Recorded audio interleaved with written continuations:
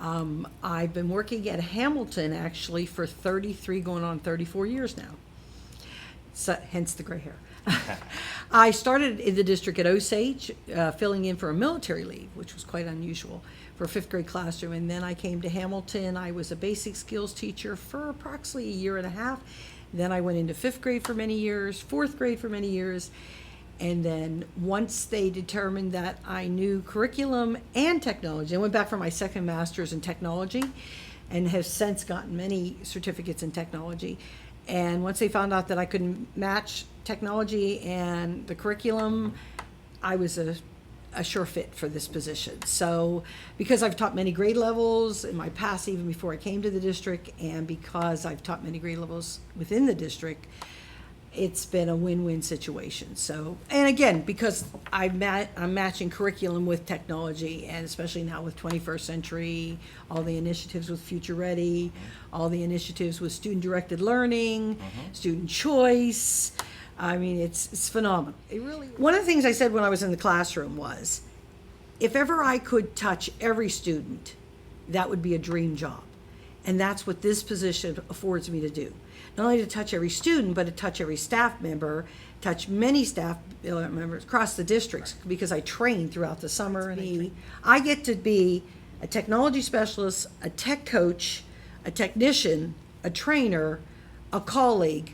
I get to incorporate peer-to-peer staff training. I get to incorporate student-to-peer, student-to-staff, training. Yeah. I have a philosophy, which I've had in education for many, many, many years, and that is, if you teach 3 to 5 members of your community, whether they be student, staff, or parent, and I'm really big with the community. I used to also teach community courses at night with CER, so I'm really big with bringing the community in. But I have that philosophy that if you train 3 to 5 staff members, and then I often go into a classroom and I'll say, I have 10 minutes for you. I am going to teach you everything I know. Now, how many of you got it? And 5 or 6 kids will raise their hand. That's right. And I say, okay, you got it. Turn around, and I say to the teacher, there are your experts. Now, they will train 5 more. Or I will often say to a staff member, if I'm not in the building, go see the 5th graders. Go see the 1st graders. Go see the 2nd. I will often bring in the enrichment. Sandy will probably tell you about it when you talk with her next. I'll bring the enrichment class in here and I'll say, if y'all can just sit down, we're going to learn Sway online at Microsoft Office. Okay, you got it now? So now when I come in to help your classroom and integrate the curriculum with Sway and building, I don't know if you're familiar with Sway, but it's building online websites for students. You're my experts. So when I say, or somebody's behind, and I'll often say to the student, if you're lost, sit there. Just listen. There are enough experts in this classroom that as soon as I leave, you can count on those experts. That's what I really love about education. I've been a tech specialist for 21 years now in the district. So I'm probably the most senior person now in the district. But we had the model in the classroom, in the lab, where it was just rows and rows of daisy-chained PCs and facing front. I remember. I was a big proponent for many, many years for this environment. This type of environment affords, in my opinion, the most collaborative, student-driven, student-designed projects that you could ever have. Because, and I've seen it in here daily, a classroom will come in here. Sometimes I have 2 classrooms in here. Some of them are working on laptops. Some of them are working on this table. It's one of the reasons I keep this table free. They're working on collaborative projects using poster board, using iPads, using, sometimes the teacher's using their own phone. Sure. And it really is a great use of this space. Big proponent of try to solve your own problem. I often say to students, ask 3 before you ask me. Yeah. I think students learn from problem solving and asking questions better than anything else we could ever do. Sure. So I believe in teachers being facilitators rather than, the old sage on the stage. Yeah. So I'm really big for that. So technology afforded me that opportunity. One of the reasons why I came into technology was the classroom I had the year before. It was a 4th grade classroom. I had 12 gifted and talented students who were taking apart Texas Instruments. I thought, I better get a little more knowledge about this. Yeah. And that's when I went back and discovered. That's cool. And often teachers will say, well, how do you learn all this? Just self-discover. And as I tell the community all the time, I want to hear the excuse about being too old. I have gray hair. I love it. I have 5 grandchildren that range in age from 2 years of age up to 17. And I tell each of them the same thing. And, you have to learn. Just learn by just practicing, doing. I said, I want you to go home tonight. I don't care whether you have an Android or you have an iPhone. I want your parents to teach you how to take a screenshot. Because we were talking about cyberbullying, and we were talking about, what would you do? How could you communicate to a trusted adult that you have just had an experience with cyberbullying? Sure. And because a lot of the apps disappear. absolutely, they disappear. So I said, one of the key things you need for digital footprints and digital responsibility is to know how to take a screenshot. How can you take a screenshot to protect yourself? One of the things I think we need to do with students is we're going to give them and present a lot of tools. And one thing Voorhees does is it allows us to go cross-platform. Apple, Microsoft, Office 365, Google. Coming.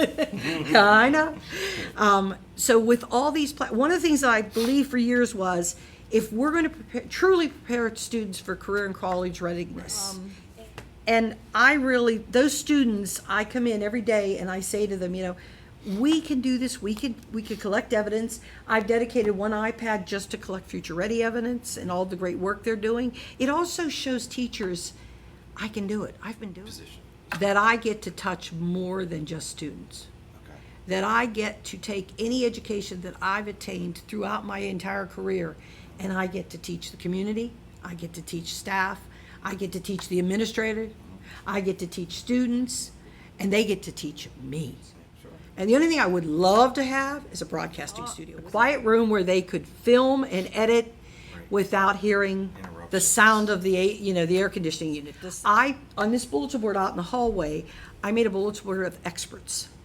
And every time I saw a teacher, I kept a PowerPoint, and every time I saw a teacher doing something different that another teacher may have difficulty with, I put out on the board a slide with their face and what they were an expert at.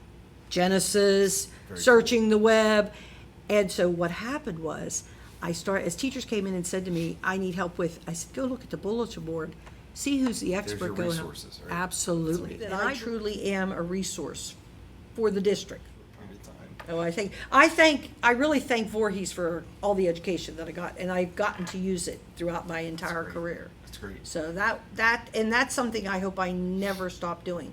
I hope I never stop educating myself. What are you really passionate about outside of school? What is something that you enjoy doing that really makes you feel happy? What really makes me the most passionate in the world, though, is problem solving. Okay. And I believe that if we, as a Voorhees community, parents, teachers, staff, if we give the children the skills to become better problem solvers, that is the future. With AI and artificial intelligence in the future, if we can teach them how to be a problem solver. What do you think are the major differences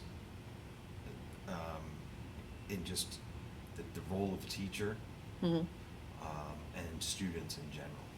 Well, a teacher now is a facilitator rather than a director or an output of information. The student now should be driving his or her own education. I believe that the educator as well as the student should come together collaboratively and find out what the prior knowledge is and where we should be going in the future. And if I know 10 parts of what I need to learn, don't spend a lot of time as an educator wasting time on those 10 parts. Instead, drive from that point on. In fact, I think it's very important as the educator to know where those students are. If there was one thing you could tell me that you think I need to know or would be helpful, what would you tell me about Voorhees, about the Stay district? connected to the community. Okay. Stay connected to the community. I believe you definitely are staying connected to the staff. I love the cell phone. I loved when you said, I wanted to stand up and give you a standing ovation when you said, don't tell me what you're succeeding at, tell me what you're frustrated with. That's what I say to students all the time. Tell me what you are frustrated with, tell me what your problems are, and then we can try to solve them together. Right.